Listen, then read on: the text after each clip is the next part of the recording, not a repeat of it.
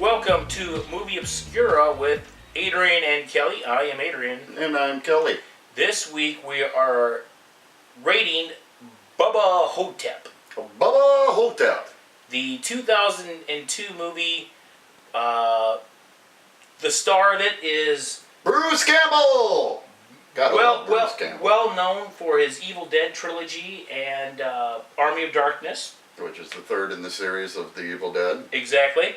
And he plays this was made by the writers, Don Kelly. That's a mouthful. Yeah, and the screen... Why can't they just have regular names like John Smith? Or... Exactly. This one's okay. The writer of the short story was Joe R. Lansdale. Still, there's a little bit. And Bruce Campbell plays Elvis. He plays Elvis. He's playing Elvis Presley, and the whole movie's set in East Texas, nursing home. Yes. Okay. Yep. Run down nursing home. Yeah, I think there's only they only showed a handful of residents. Yeah, there's maybe 18 to 20. And there are two other stars in this rest home with Elvis. Yeah. And keep in mind, no one believes that he is Elvis Presley. No, because what is it, Simon Half or something if you want, we're going to look at our mothership here. Sioux City Sarsaparilla, brought in by Adrian. Thank you again. They don't... I think it was Mr. Half. Yeah. Sebastian Half. Sebastian Half. That's his name. Sebastian Half. Sebastian Half was a man that was the world's top Elvis impersonator. Yeah, looked just like him, sounded like him, could pretty much mimic his mannerisms and everything. And Elvis got tired of the fame, he got tired of the money, he got tired of the women chasing this and that. It was too fast-paced for him. So he wrote a contract with Sebastian Half. Sebastian was going to take over as the king of rock and roll, and Elvis was going to be the impersonator. Right. So they're just going to swap lives and everything. Exactly. And Sebastian said, if you ever want your position back, it's yours. We can swap back. But the contract got blown up in a barbecue that Elvis split up. Yeah. A little barbecue accident out in the trailer park where he was living. Yeah. I like the fact that when he went to go meet Sebastian, he went in and Sebastian's eating that pie and he's got a bunch of filling on the side of his corner of his mouth. Yes. And then you don't hear him talk or anything. All of a sudden, turn around and the king walks out. So not even and he wipes the pie crap off his side of his face. Then he says, just another hack or whatever. So not even his own entourage. Yeah, Colonel Parker, who's his manager, and the rest of his bodyguards did not know that he swapped. Yeah, not even them. Nope. So he was now going to live the life of an impersonator. Until one fateful hip accident. Yes, he was doing the. Yes, he was doing. He over-gyrated. Yes, he was storing. He put on the marquee Sebastian Half as Elvis. Yep. He was kicking around. He was doing the moves, and all of a sudden he fell off the stage, broke his hip, and that was it. And that was it for the Sebastian Half. So he's laying there in a rest home, and he talks about in great detail. Bruce Campbell talks about in great detail the infection that he has. It's a growth on his pecker. That's how he keeps saying it. Yes. We'll get to it. Never mind. Yes, he did. And he had a roommate in the room with him that was pretty much on his deathbed. Yeah, literally. And he ends up croaking in the first 10 minutes of the movie. Yeah, he didn't last very long. Then his hot little daughter comes and starts packing up his crap. And she never visited him, and she just threw all this stuff away. Yeah. And she threw away a bunch of pictures and a Purple Heart that he received in the war. And Elvis goes, "Hey, that was pretty important to him. He talked about that a lot, Yeah. And so he kept it as a memento. And he said he was a good guy, and you should have visited him and all that. Yeah, he got all pretty much preachy on her. Yeah, and she's like, don't give me the lecture. I don't need this. And then that's when. That's when you find out that he was. Yeah, because that's when the nurse comes in and Yeah. And he tells the story about Sebastian and how he swapped out with him. And they don't. No one's buying it. Yeah. Well, yeah. You know, no one's buying it. They all think because the daughter goes, "I thought he was dead." You know.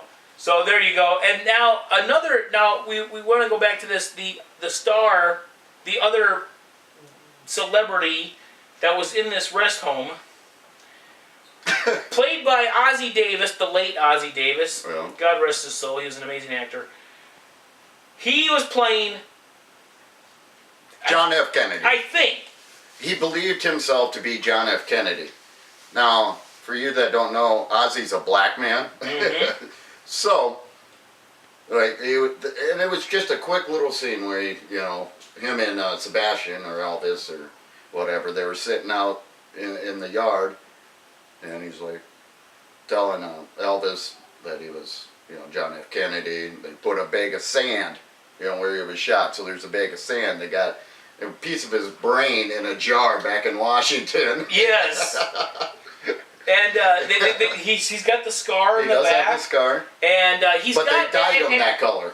Yeah, they dyed it. And it's funny because he's got all these pictures. He's got Jack Ruby and Lee Harvey Oswald. He's got the convict. He has in his room. He has the exact configuration and a model mock-up, kind of like in Back to the Future. Yes, kind of where Ozzy Lee Harvey shot it. And he's got the car and him and his wife. Yes, it was not to scale, of course. No, but he's got pictures. He's got portraits of his wife Jackie. Yeah. And he's got the convict of Jack Ruby and Lee up there on the wall. He's got the presidential sheets and blanket. Yes. The presidential blue. So it was never told if it was really him or if it was a guy playing. It was kind of left up to the viewer to decide, And it kind of almost the same with Bruce's character, You kind of were set up to just kind of, it's your choice if you want to believe that he's actually Elvis or if he's just a crazy impersonator. Exactly. Who thought that he was Elvis. Now. It's fun to think that they're both who they think they are. Now the whole aspect of this movie is they are fighting an Egyptian mummy. Right. Named Bubba Ho-tep. Bubba Ho-tep. What was it? Bubba. Noun. Good old boy. Southern guy. Redneck. Yes. Ho-tep. I can't even remember what it was. I can't remember what family lineage Ho-tep comes from. Like Ra or something like that. Yeah, right.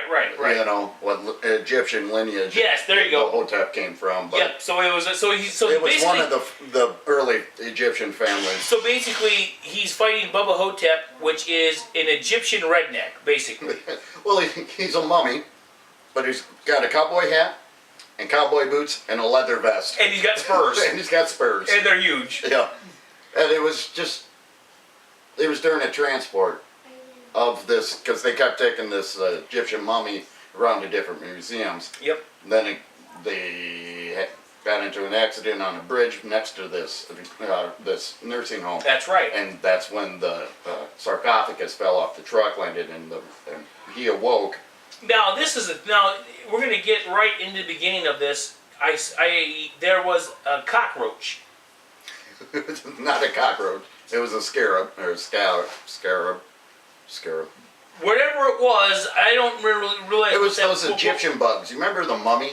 Yes. Okay, you remember those bugs that fat little dude was prying out of the wall and then attacked him, went into his skin? Oh, right. Scarab or whatever. Scarabs, yes. Yeah, that's what those were. Okay. But they kept calling them cockroaches. Yes, and Bruce Campbell, Bruce Campbell, that was one big badass cockroach. That little old lady that kept stealing. Oh my God! She walks down the hallway. There's that old lady in the iron lung just sitting in the middle of the frickin' hallway. She took her glasses. She takes her glasses, just smiles at her and takes her glasses and walks away. And then she takes some candy that was for somebody else. Yeah. It's a stereotypical. How old people just, if they want to take anything, those grab what they want. Yeah. And that is she's all senile and everything. So she's laying in her bed eating the candy she stole, wearing the glasses she stole. Probably not even her prescription, but she don't give a shit. And all of a sudden there's a a scuttling noise or whatever. Yep. And then there's that big old frickin' bug. It's in her bed. Yeah. It starts in her bed, and she hits it, and she missed, and it started flying around. And it got her, and that's the first death. Now it's funny because these same guys from the funeral home just throw the carcass in the back, and they make some silly ass comment. Yeah. I wonder what their life was like, you know. And it's supposed to be serious, you know. Well, probably not serious, but it was so freaking funny the way that he just. And then he dropped that one body. Yeah. I think he dropped. Oh, the other actor or the other celebrity in that Elvis called him Kimosabe. Yeah, but he dressed like the Lone Ranger. Exactly. And he had his guns. This guy was out of his mind. Oh yes. And he even tried to fight Bubba Ho-tep with his little play pistols. Yeah, he had the little snap guns. Yes. Yeah. He played, yeah, and they drop his body in the bushes. Yeah. No one saw it, and they just throw him in the back. So now you have there is 3 deaths, and we're not counting the one that died of natural causes. There are 3 deaths in the hotel, and that's when nursing home. In the nursing home, I'm sorry. And that's when JFK and Elvis start thinking about what is happening. Elvis is laying in bed and he's doing his flashbacks because he did plenty of flashbacks. Yes, he did. That's where he hears the scuttling. The scarab comes. He fights it. Knocks it with a bedpan. Knocks it with the bedpan and stabs it. Sticks it into a little floor heater. Yes. And kills it. And then that's when he hears the scuttling run into John F. K's room or Ozzy's room. And all of a sudden he's on the floor. And then that's when Ozzy starts getting the wild hair, you know. I think it's a mummy. He was trying to suck my butthole. Yeah. They go into this and one of the funniest lines in that movie was when they go to the public restroom at the rest home and they see the hieroglyphics on the wall, the privacy wall where the shitters are. And JFK comes up with, well, I think what it's saying is Cleopatra enjoys taking a dump. Pretty much. And that's not what it is. It's just like for a good time called blah blah blah. You know, the kind of crap you usually find on the shithouse wall, as Elvis likes to put it, shithouse wall. Yes. And so they go back to his room. They share a Baby Ruth and a coffee. Yep. And they start getting into it, you know, well, I think it's a mummy. And they investigate, and they realize, and while they're doing this, that's when they see Bubba Ho-tep for the first time. Yep. He was fighting the Lone Ranger guy. Oh, God, this scene was so cheesy, though. The light behind Bubba Ho-tep as he's walking down the hallway towards Elvis. And then got the spinning light in the hallway behind him and like a disco ball going, you know. Yes. I mean, come on. I know it's supposed to be a cheesy movie, but that was just off. That was out there. This movie is, and there were so many quick lines to it that I don't even remember. The way that Bruce Campbell said, for instance, you know, who would have thought that I'd be fighting a 900-year-old Egyptian that likes to take a shit in a public commode or something to that aspect. Yeah. Just off the wall stuff like that. So they come up with the whole reason that Bubba Ho-tep is in the nursing home is because he feeds on souls to keep his life force going. But the easiest place to do it is somewhere where the souls are, you know, fragile, where the people are fragile. But the souls don't last long, you know, as far as nourishment for him. So he's got to keep going back and getting more. And basically, how does he get the souls out of the people? But basically, the souls just get flushed out of the commode, you know, after he's done with it. Yeah, because he digests them and shits them. Soul residue. Yeah, that's what. Yeah, so you know, I really didn't get to see how he took them out of the bodies. Through the butthole. Was it through the body? See, I didn't. See, that's how he was trying to do it to JFK. Yeah, and he said someone tried to suck my butthole out. Yeah. But like I said, he was so senile. But he can do it, you know, they had that book, you know, The Soul or whatever. Mm-hmm. And it said right in there, any major orifice, the soul could be sucked out of the body. But Bubba Ho-tep, being a redneck, just had a butthole, had something for buttholes. I don't know. This movie, and you can tell that It had a lot of cool flashback scenes. I Yeah. really enjoyed watching Elvis's flashbacks. yes, and this movie is classified as a Can I- horror, but it's a comedy. Oh, it is a it's straight black comedy. It is straight a up. straight comedy. Can I tell the cool little scene with the nurse and the cream?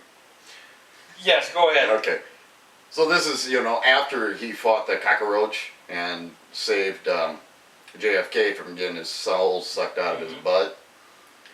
And to deal with the growth on his pecker, the nurse comes in and she applies a steroid topical cream Yes, to his yep. pecker. And she's sitting there, and so she's rubbing it. She's got gloves on, and she's rubbing it on his pecker. Yeah. All of a sudden, she looks down. She goes, "Mr. Hay, you dog, you." And she told him to go take a cold shower, and he goes, "If you get in there with me, I'll take that shower. Yeah.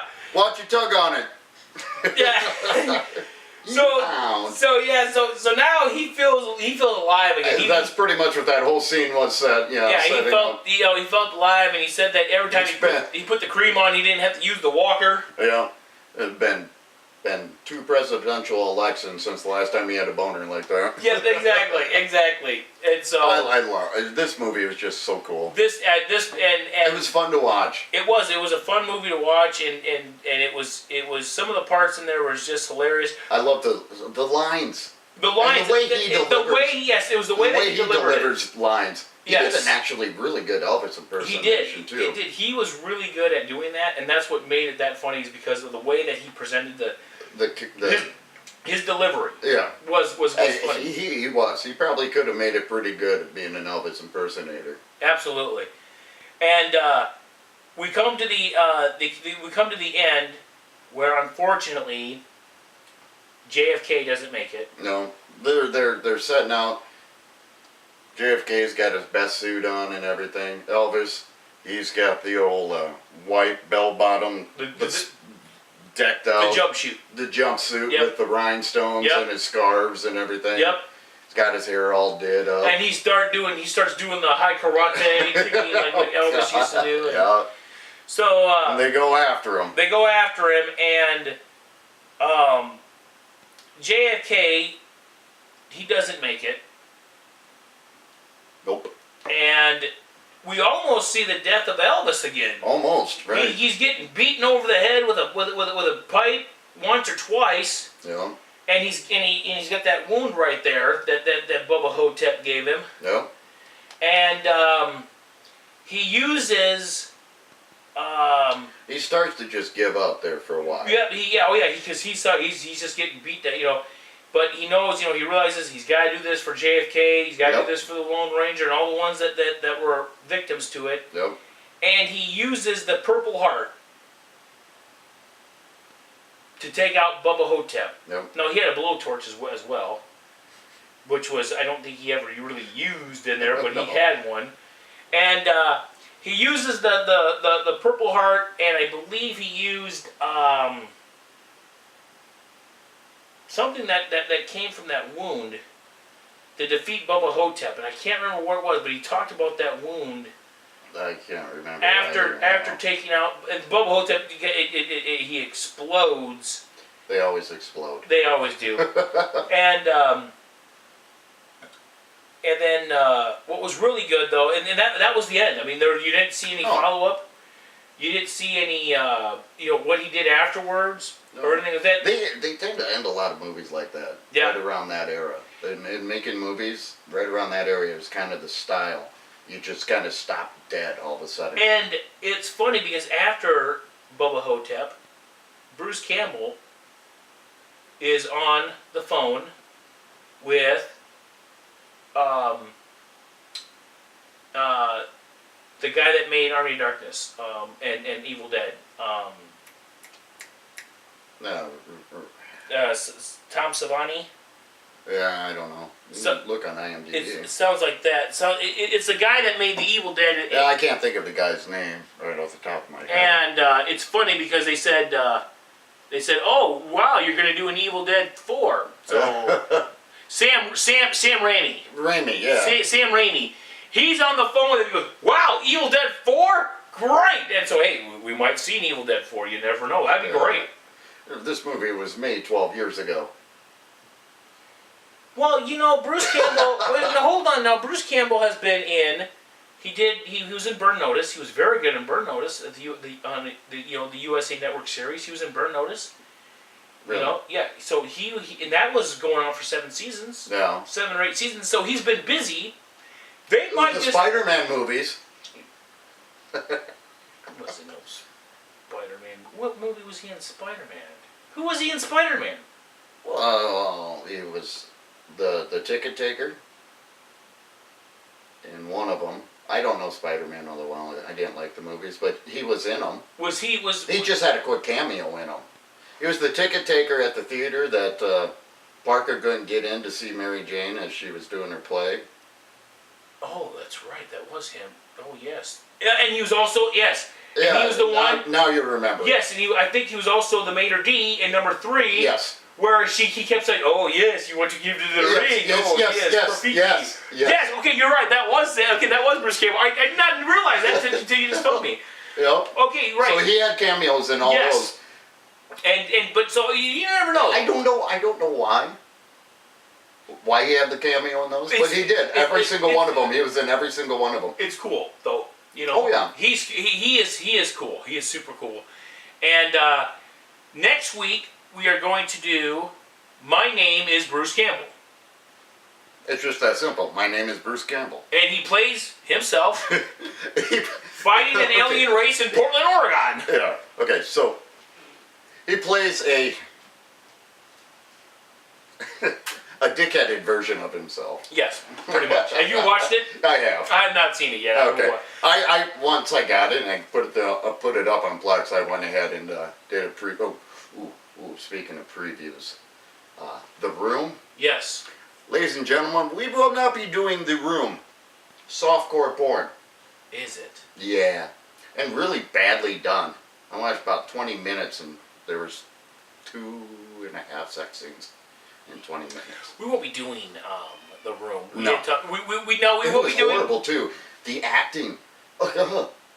God. Well, the only reason why I saw I that. kept waiting for someone to murder someone Well, or and something to happen, and it was bad. And the only reason why that one was in there because it was they said an awesomely bad movie. So and that's. Oh, the acting was horrible, and then all of a sudden, every time I turned around, it was freaking more, just really bad softcore porn. It was bad. Okay, well, we won't be doing that one, but we will be doing Return to Oz. Yes. No, is that a cartoon? I didn't preview that one yet. And Frankenhooker, that's the one I looking started for. watching that, but then I'm like, I'm going to have to watch this one right before we do it. Because I want to keep it fresh in my mind. We do a rating system here at Movie Obscura from 1 to 5. Which one should this be? There's so many you could choose from. Do you have one? Elvis Impersonators. Elvis Impersonators? Okay, we can go with Elvis Impersonators. 1 to 5, Kelly, how do you rate this? I give it 4 Elvis Impersonators. Love this movie. Little bias on the fact that I love everything Bruce Campbell's ever done because it's just off-the-wall cheese. Yep. But I loved the way that he was able to pull off Elvis so well. Pull off the comedy as being Elvis so well. The way the movie was shot was pretty cool. Mm-hmm. The take-backs, all of a sudden you go from a serious scene right after somebody died to that exterior shot with the kind of almost twangy country music. Mm-hmm. And then the comedy of those two morticians dropping bodies as they're trying to pull them out. Oh, that was great. They can go from, somebody getting murdered to a half a second later somebody dropping a body and making a gag out of it. That's just how cool this movie was. I also give it 4 Elvis Impersonators. I did like the fact that Bruce Campbell pulled off an amazing Elvis impersonator. Oh, it was great. And I also like I said, Ozzie Davis. He was great in his role, and it was so cheesy, but Bruce was given this script, and he did what a lot of great actors have to do. They work with the script they're given. Right. You know, and he did it. But he did it very once well. Once again, I'm sure this movie was not written to be taken serious. No, by any means. I mean, even the writing itself of the screenwriter, he did an amazing job, not primarily focusing on what the movie was about, being the mummy coming in. The movie was all about Elvis and JFK coming back to life, not coming back to life, but actually faking their own deaths. No, finding a reason to continue to live. Right. Instead of just sitting there waiting to die in a nursing home. Yes. You know? And it was and like I said, Bruce Campbell done it very well. Oh yeah, it was awesome. He was amazing. It was total recommendation by Movie Obscura. Go out, find this movie, watch it if you already have it. You will love this. And I agree with you. Bruce Campbell, everything he's done, all the Evil Deads, the Army of Darkness, and even if he was in Bird Notice, and he was good in that too. So he's good in everything. 4 stars, absolutely. Mm-hmm. Excellent movie. And if you can get past the cheesy parts, there are some cheesy parts in it, but this is what Bruce Campbell does. Army of Darkness was cheesy. Oh, give me some sugar, baby. Yeah, Evil Dead was cheesy, but they were great movies. Yeah. So I do recommend this, and it was I think that you will be pleasantly surprised by how actually good of a movie it is. Absolutely. We are going to do, now next week we are going to do My Name is Bruce Campbell. Yep, and then we'll follow that up with Frankenhooker. And then probably Return to Oz. Yep, after that. Now, are we going to do Midnight Meat Train? I think we're going to just put it on the back burner. I kind of trying to find our niche here as far as what movies we're going to be doing. I kind of like doing these kind of off-the-wall movies because that's what Movie Obscura is all about. The lesser-known movies and trying to find those gems, at the dollar DVD bargain bin at your local car wash, Those gems that are in there. You know what I'm saying? You never know what you're going to find in those bins, but... Yeah. So, like Frankenhooker, come on. With a name like that, how can that not be good? Well, how can it not get on this screen right here? Right. Also, everybody that listen and watch us, if you have any suggestions of movies that are off the wall, stuff that no one's maybe even heard of, send us your suggestions. Kelly, how do they reach us? You can send us. Take 2. So you can send your suggestions to us via Twitter at Movie Obscura. You can go to our Facebook page, just search Facebook. You can email us at movieobscura@hotmail or at Gmail if I can remember the password to that one. Or you can leave comments on our YouTube page and iTunes, where you can get the audio version only of the podcast. Right. Don't forget, fill your phones up with Movie Obscura. Absolutely, and we would be more than. We appreciate all of our listeners and all of our viewers. Yeah, because more eyes can find more gems out there in the. If you guys have some gems out there, or if you guys have just recently watched a film and it's not getting any play, any feedback, or anything like that, shoot us a title, and we'll try to find her. We'll find it, and we will be more than happy to review it and give you guys, whoever sent it to us, the credit that they so rightfully deserve. You get your name on the big blue screen. For Movie Obscura, I'm Kelly. This is blue? I thought it was black. Oh, my bad. I must be colorblind. I'm sorry, did you already start? Can I try my outro again? Oh, by all means, go. For Movie Obscura, I'm Kelly. And I'm Adrian. Hey, we out.